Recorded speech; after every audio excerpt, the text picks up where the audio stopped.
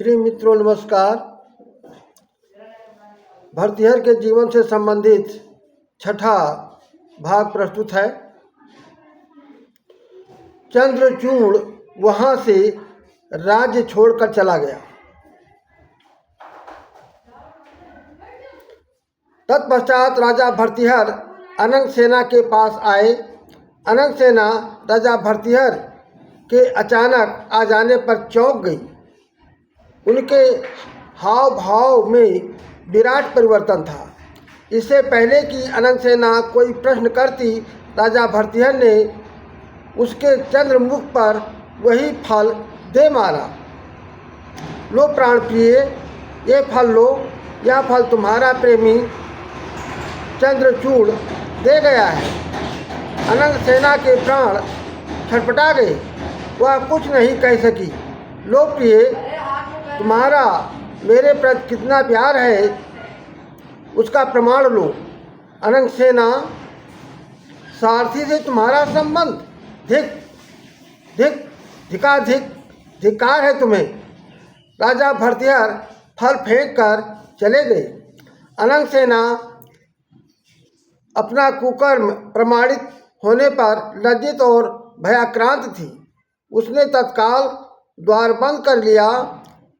फिर उसके कक्ष में आग की लपटें उठती दिखाई दी। उन लपटों के बीच ही अनंग सेना की चीत्कार के शब्द भी उभरे। हाय अनंग सेना कहते हुए परिचायिकाएं दौड़ी। अंतापुर में हलचल मच गई। अनंग सेना ने आत्मदाह कर लिया है। राजा भरतिहर को सूचना मिली तो वे समझ गए कि अनंग सेना ने भयवश आत्मदाह कर लिया है। उन्हें इस बात से तीव्र आघात लगा था। जिस प्रेयसी को वह अपने प्राणों से अधिक प्रेम करते थे, वह उन्हीं के सारथी को समर्पित थी। पतिव्रता का यह कैसा नाटक था।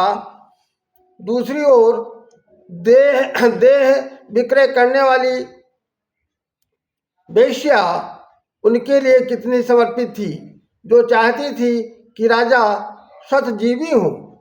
राजा भरतिहर उदास हो गए। वेश्या रूप लेखा स्वयं राजा के पास गई, परंतु राजा के व्यवहार में कोई परिवर्तन न आया। उनका मन अनंग सेना के विश्वासघात से मुक्ति नहीं पा रहा था। पिंगला ने भी उन्हें अपना प्यार दिया, परंतु भरतिहर के मन की उदासी नहीं गई। पिंगला के सुझाव पर राजा भरतिहर मन बहलाने के लिए आखेट पर जाने लगे।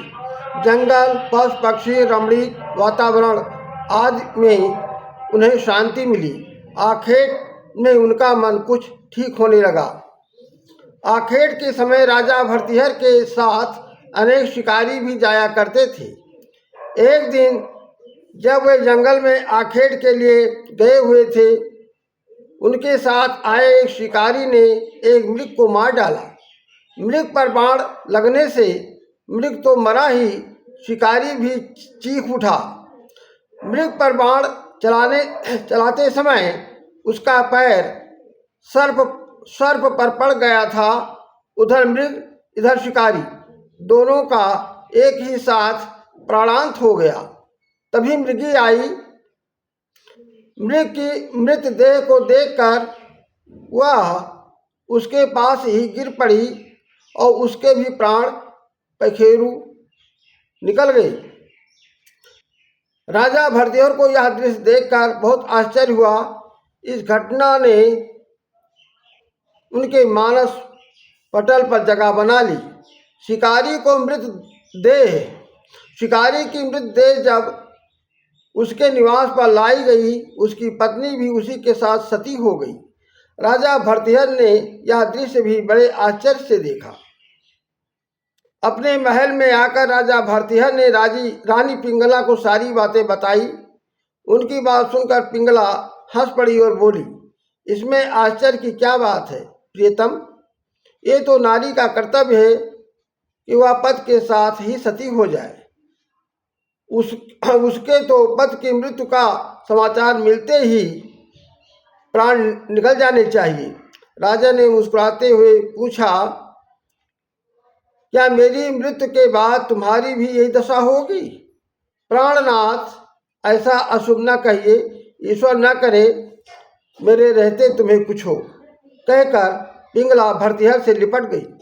अनंग सेना ने उनके साथ बड़ा भारी छल किया था, अतः उन्हें पिंगला की बात का भी विश्वास न हुआ।